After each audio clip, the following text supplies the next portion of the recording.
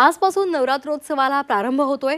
9 दिवसांच्या घोर निद्रेनंतर तुळजाभवानी आता आज पहाटे 2 वाजता पलंगावरून सिंहासनावर विराजमान झाली।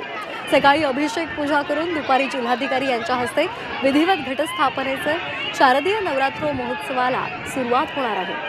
महत्त्वाचं म्हणजे तुळजाभवानीची मूर्ती ही चलमूर्ती असल्यामुळे इकडून तिकडे ती हलवली जाते।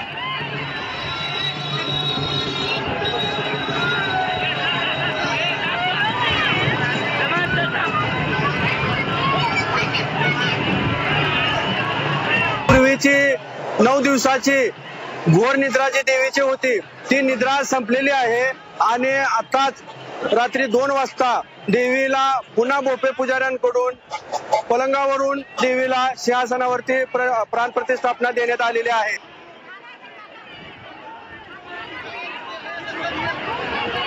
तर घोर निद्रेनंतर आता देवीची आज घटस्थापना केली जाणार आहे।